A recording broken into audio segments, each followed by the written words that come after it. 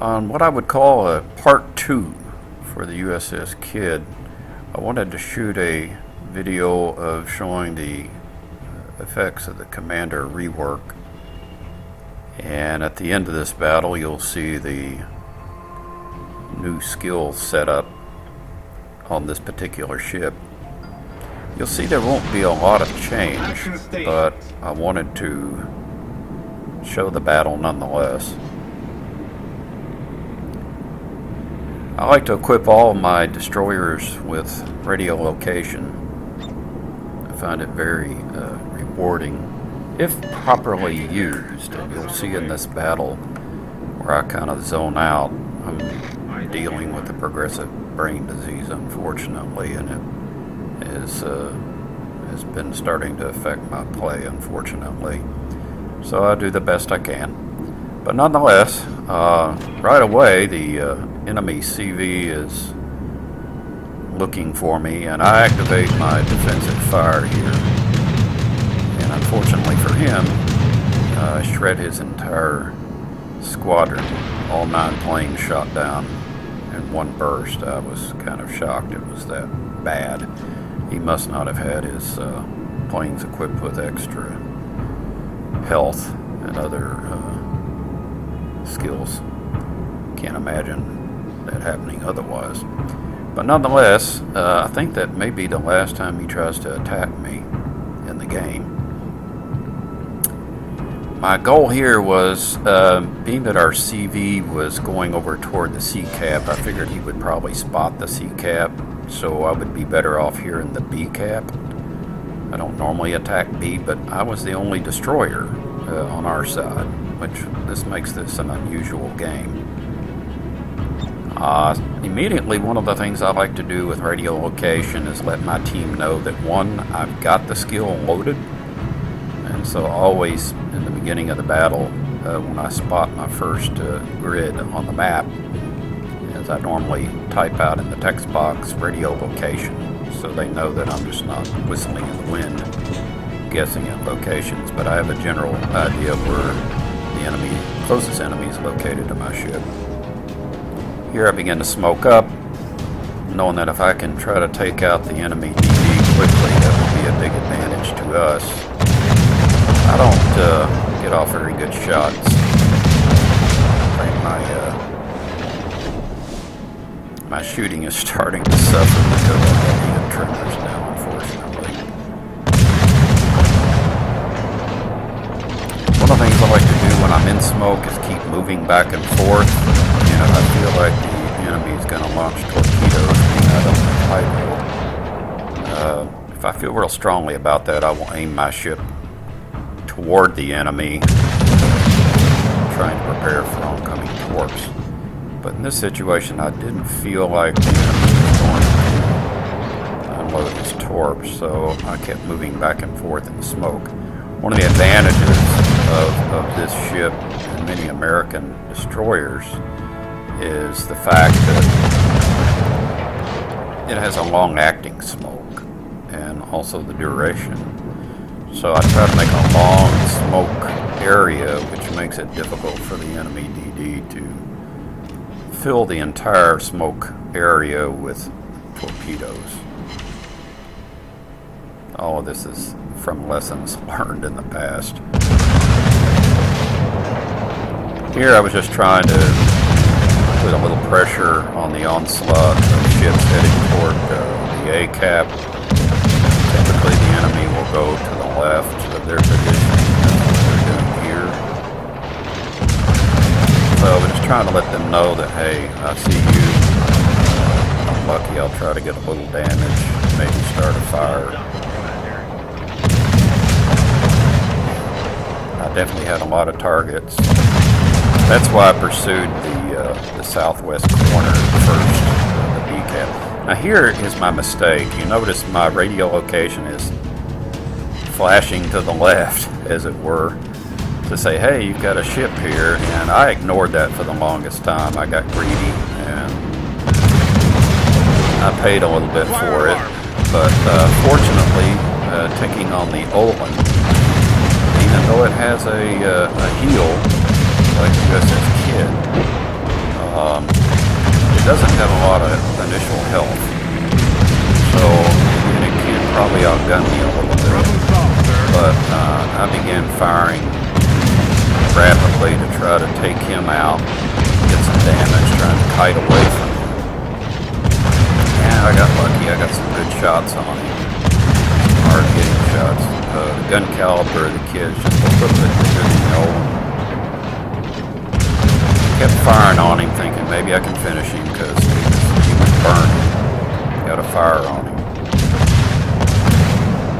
I knew if I could get rid of him, that would stand a better chance for our team. I kept firing in the vicinity, and I got lucky. And he went down. And that was my horn of celebration. That doesn't happen that often. Problem solved, sir. Somebody in the blind, but you got to try. This particular battle, I was actually my last attempt of naval battles for my clan TF-16. We were tied up with the enemy team 61-61, and this was my last attempt to try to help take the lead before midnight. Here was a bad situation. The strong flank was taking over. Our ships were disbanding, not destroyed. I knew our Rigga was to be killed shortly, so I was trying to put a little pressure on the lead ship, at least try to help out where I could. And once I saw him go down, I launched my torps. Now the Kidd has some fairly reasonable torps, but they are fairly slow. Mid-range, 9 kilometers. But I do that pretty much as a way to send a message to the enemy team. I'm here. You might want to slow down your advance. Attention. Here, the Buffalo had snuck in with radar. I knew I was in a little bit of trouble, so I tried to get out. But at the same time, I was alerting my team that he was there. My team was kind of scattered at this point. The score was quite close, almost tied up. And I was being pursued by 3 or 4 battleships, one of them the Jean Bart, which probably could give me a decent chase if he was in the speed boost. Here they all start to take a turn, which is kind of surprised me because they had their Buffalo in the B cap, and it's almost like they abandoned him. I guess they were unsure. Here I get radared. I start to really worry I'm going to get blown apart. But fortunately my team came through and took out the enemy Buffalo, which had the radar. I owe you one. So I was very much an appreciation showing my team thank you for taking out the radar ship. Now I could circle back around, try to lead my team back toward the southwest. I had 2 more smokes in my inventory, so my goal here was to defend the B cap best I could. One of the biggest advantages of the USS Kidd is that it has a heel. And with the captain I have, you'll see at the end, I take advantage of the overall health, which makes this ship very strong. It's a strong ship without the specialized captain, but with the special captain, it just adds to the survivability of this ship, which if you can stay in the game longer, that's a huge advantage to your team. As it keeps you alive, which means you can deal damage to the enemy and defend the cap zones in which you're participating in. Here I want to set up a parameter. I launch my torps at the Bismarck, thinking maybe he's going to continue on that way. I was shocked when I saw him turn because most of his clanmates were not coming with him, except for maybe the Jean Bart. He was circling out far on the horizon. So Bismarck was acting pretty gutsy. I guess he was seeing the score start to dissipate. Challenge B. So my goal was to slow him down. Unfortunately, the USS Kidd doesn't have 2 sets of torpedoes. It gave that up for additional aircraft fire. You can see, as I pointed out earlier in the video, MBCD never tried to attack me again after that. I don't blame him. Normally, the CB captain won't take on a USS Kidd unless they're equipped to do so, or they have a higher CB tier. Here my goal was to move away from the smoke because I didn't want to get into the minimum detectability range. And I did set a fire, I think, on the Bismarck for a short period of time. Thank you. But my teammates did Attention. most of the damage. Reporting the target there, position. It worked out well.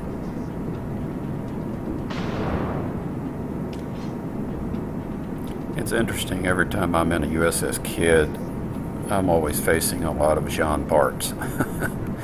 And I understand, I own one myself. It's a great ship.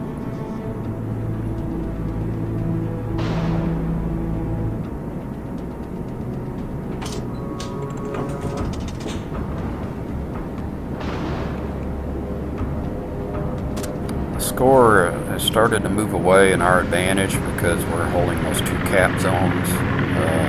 Ships were almost identical. I think we've got one additional ship.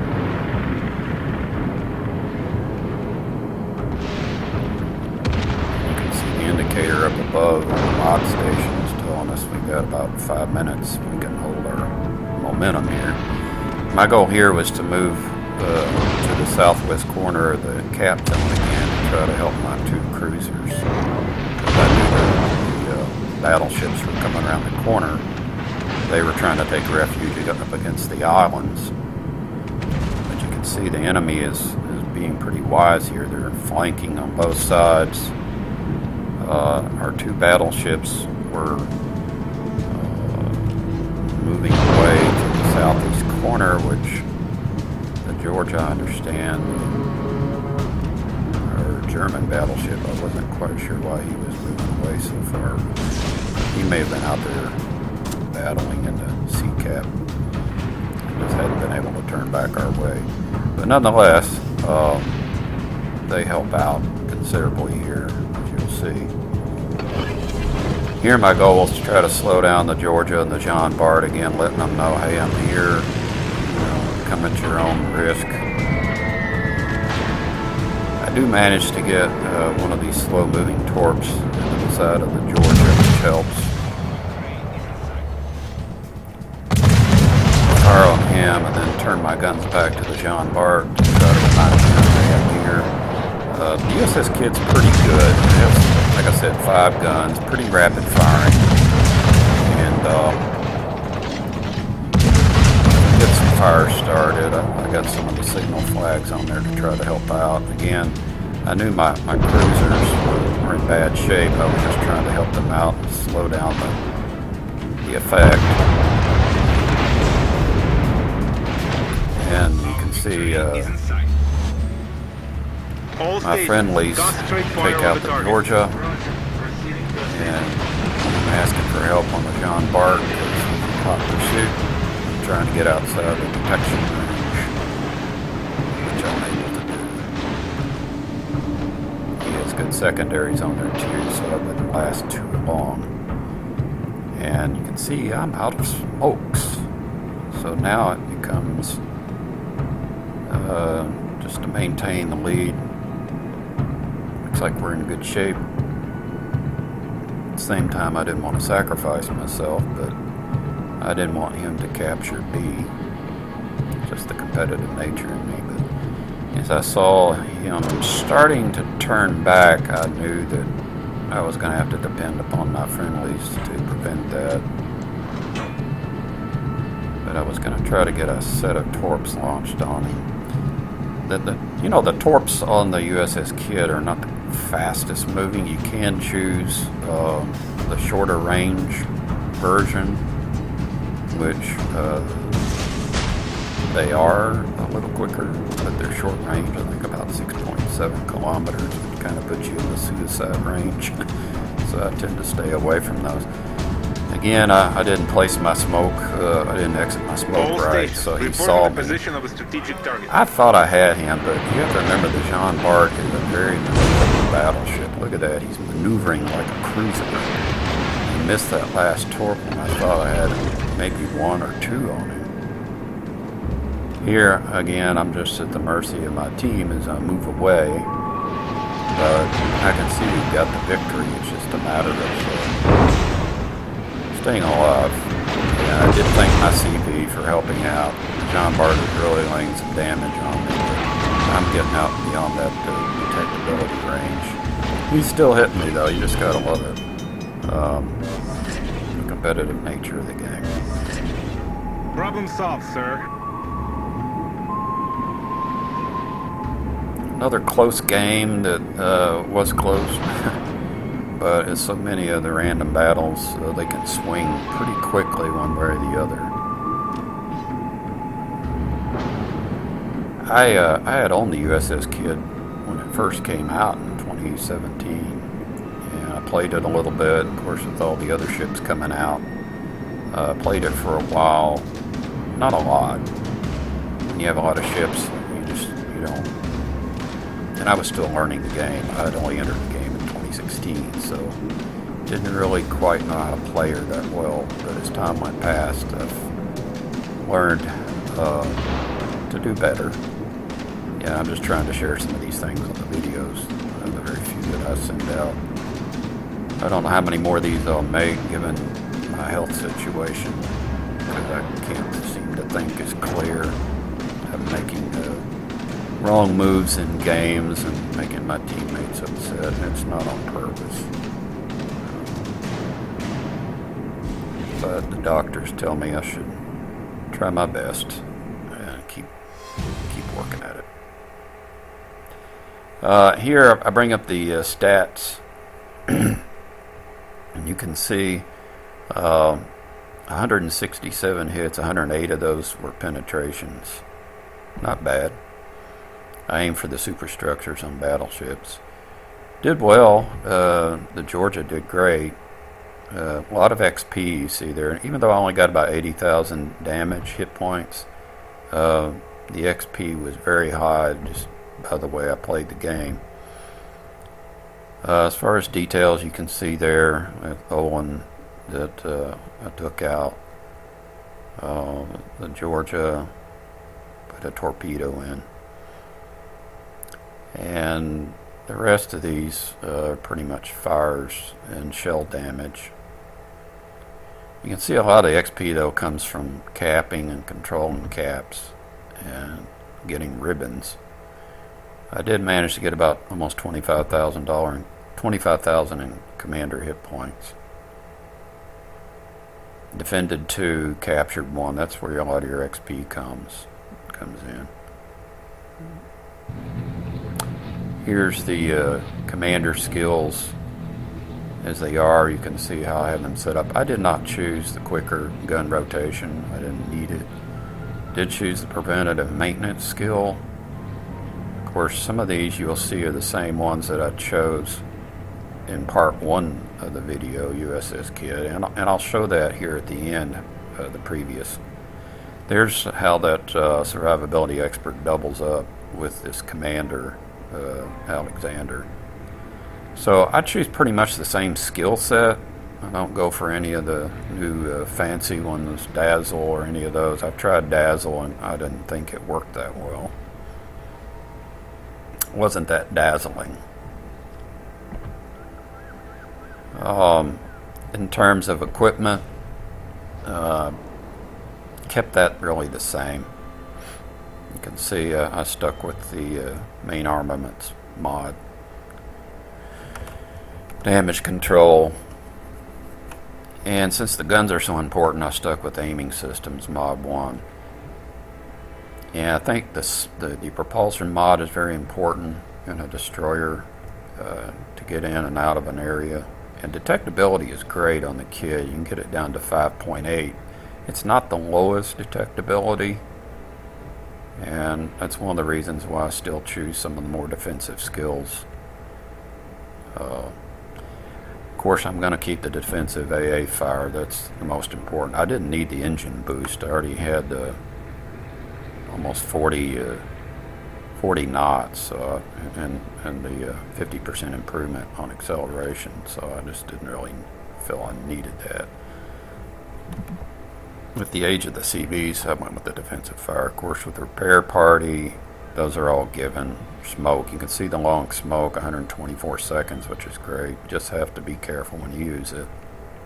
If you're going to stay in it, keep moving, keep your bow in most situations pointed toward the enemy if you're trying to cap an area.